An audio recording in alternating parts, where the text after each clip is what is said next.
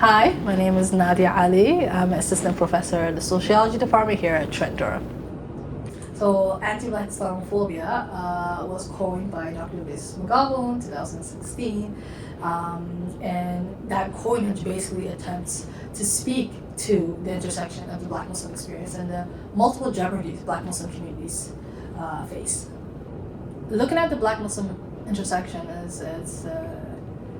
it's particularly important because it highlights both the way Islamophobia frames a caricature of Muslimness. So looking at anti-Black Islamophobia actually disrupts the caricature of the Muslim other that we have, right?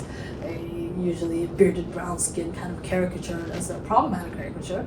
So looking at the Black and Muslim intersection in itself problematizes that. It also problematizes the flat ways Blackness is framed and understood, right? And the very narrow histories Blackness is attached to, right? So looking at the Black Muslim intersection does both those things for us in our research. So giving us the opportunity to kind of deconstruct or destabilize the flat racializing caricatures that both Muslim communities are not Black and Black communities are not Muslim face.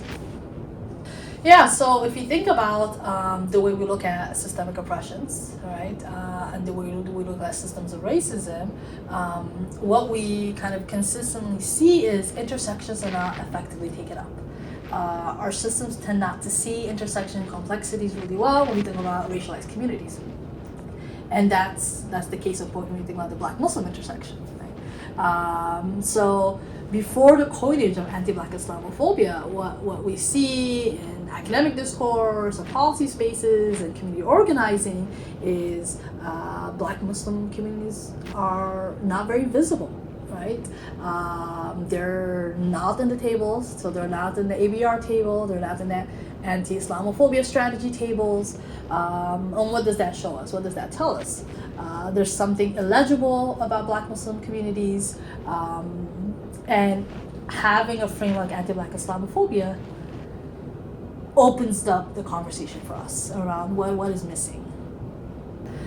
So in terms of what it does for us out there in the world is when policy is drafted around anti-Islamophobia policy, we're conscientious of how Islamophobia shows up in Black Muslim communities, right? We're conscientious of how anti-Black racism doesn't show up the same way for all communities, and we're conscious of the vast diversity that makes up Black communities and Muslim communities.